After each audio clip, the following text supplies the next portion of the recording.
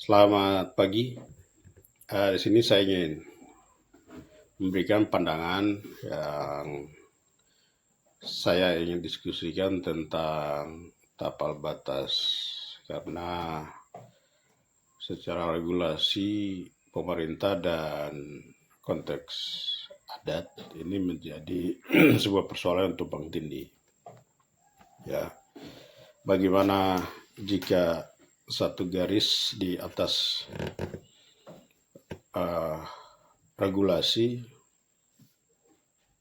yang diatur oleh pemerintah bisa membakar hubungan antar persaudaraan atau konflik. Ya, bagaimana jika koordinat GPS lebih kuat daripada sejarah leluhur? Ya, Kapiraya hari ini ya bukan sekedar soal batas wilayah. Ia adalah tentang identitas dan adat. Ya, adat setiap suku punya batas wilayah dan secara emosional bisa menjadi akrab dan secara turun-temurun di Papua itu sudah sebuah hal yang biasa. Namun itu adalah persoalan jati diri tentang siapa yang hendak berhak atas tanah dan masa depan. Ya, garis di peta mungkin terlihat tipis, tapi di lapangan ia bisa menjadi api. Jadi tentu pemerintah harus hati-hati dalam konteks seperti ini. Gambaran yang terjadi antara Deyai dan Mimika, ini antara dua kabupaten di Papua Tengah, ya pasca pemekaran dan jilid 2, batas wilayah yang dulu terasa jauh dari perhatian publik kini menjadi pusat peradaban. Ya, kenapa sekarang dipersoalkan? Kenapa Kapiraya tiba-tiba menjadi penting?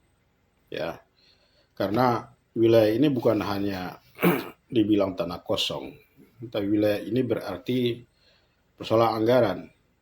Wilayah ini berarti soal jabatan, wilayah ini berarti soal kekuasaan, wilayah ini berarti punya potensi SDA yang luar biasa. Ya, dan ketika batas belum jelas, ya ruang konflik itu terbuka dan buktinya itu sudah terjadi hari ini di Kapiraya.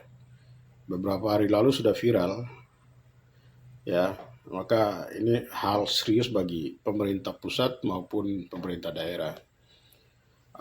Konteks dimensi otonomi khusus dan pemekaran wilayah, ya, otonomi khusus jilid 2 itu membawa dana yang memang cukup besar.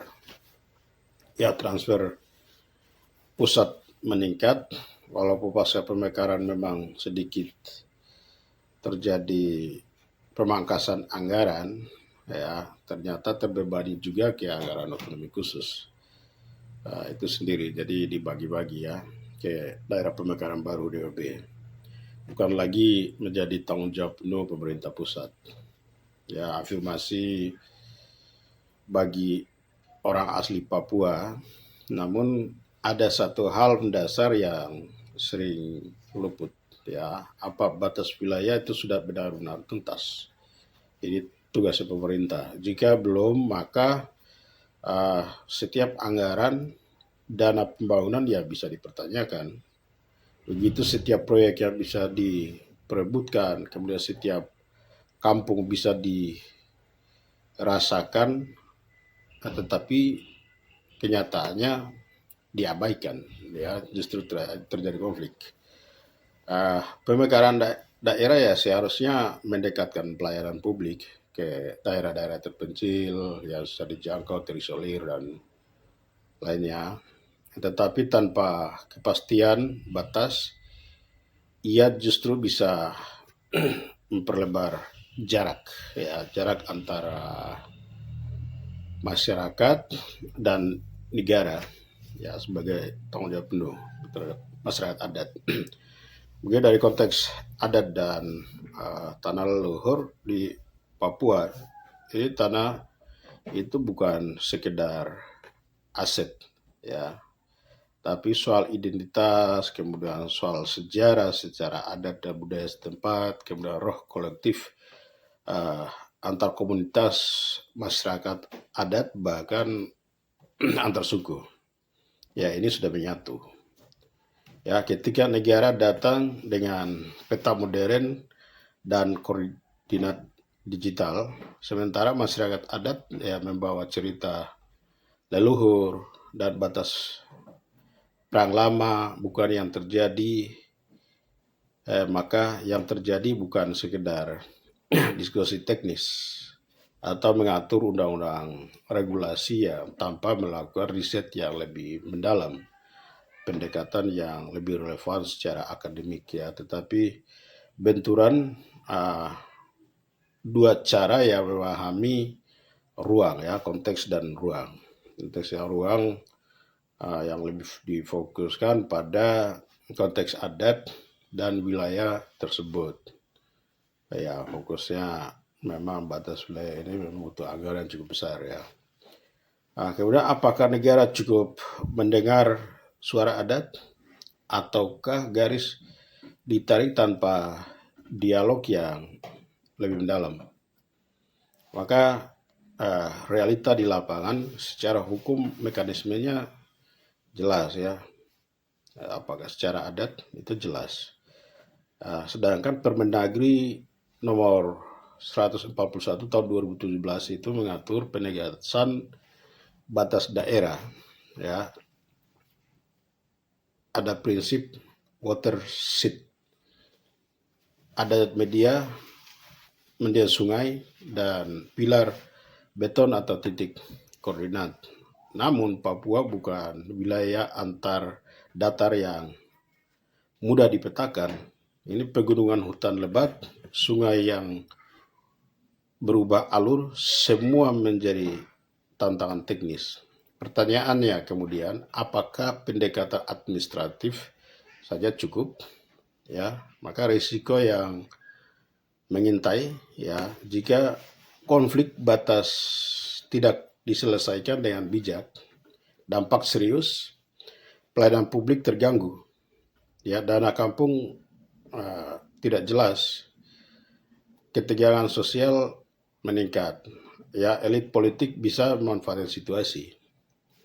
Ya, yang paling berbahaya adalah ketika konflik administratif berubah menjadi konflik horizontal yang kenyataannya hari ini sudah terjadi di wilayah Kapiraya. Ya, ini tentu harus hati-hati karena ini soal kemanusiaan dan soal keadilan ya sudah diatur dalam ideologi Pancasila ya. Ya, kita tidak mungkin garis peta ini berubah menjadi garis pemisah persaudaraan di tanah Papua, terutama antara suku Kamoro dan suku Me di wilayah Kapiraya ini sudah hidup dan tahu batasnya, maka hubungan itu kami berharap harus terus dijalin kembali ya.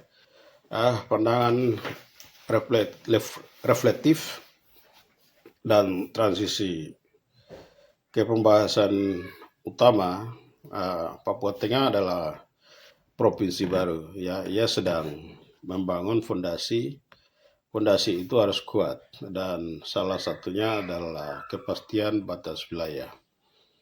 Pertanyaannya sekarang, apakah Kapiraya akan menjadi simbol konflik atau justru menjadi contoh bagaimana negara dan adat bisa berdialog secara bermartabat ya. Apalagi di Papua pemerintah provinsi sudah membentuk kepala suku berdasarkan suku, misalnya suku Me, kepala suku Me di Papua Tengah, kepala suku Moni di Papua Tengah, kepala suku Bulani di Papua Tengah. Ini bisa menjadi mediator untuk mencari solusi dan perjelas dari semua konteks hal-hal yang menjadi krusial di Papua Tengah yang berkaitan dengan adat dan budaya. Ya, kepala suku itu harus tahu semua seluk-beluk soal adat. Ini poin paling penting. Bukan hanya mengangkat kepala suku karena kepentingan politik tertentu. Tidak bisa begitu. Karena berharap paling penting adalah ini tanggung jawab kepala suku, Majelis Rakyat Papua, DPR, para kepala daerah, dan pemerintah pusat. Ya, karena menjadi contoh bagaimana bisa berdialog secara bermartabat. Nah, langkah ini yang paling penting. Namun di video ini ya akar masalah, kemudian persoalan dimensi hukumnya, dimensi adat, dan solusi yang realistis agar pemerintah Kabupaten Deya mencari jalan tengah, tidak terus berada dalam ketegangan. Karena pada akhirnya garis peta seharusnya menjadi garis kepastian, bukan api di lapangan. Nilai-nilai adat dan budaya terus dijunjung ke depan untuk kemajuan tanah Papua. Kita menjaga persahabatan, persaudaraan yang sudah diajarkan secara turun-temurun oleh para moyang dan leluhur di tanah ini. Sekian dan terima kasih.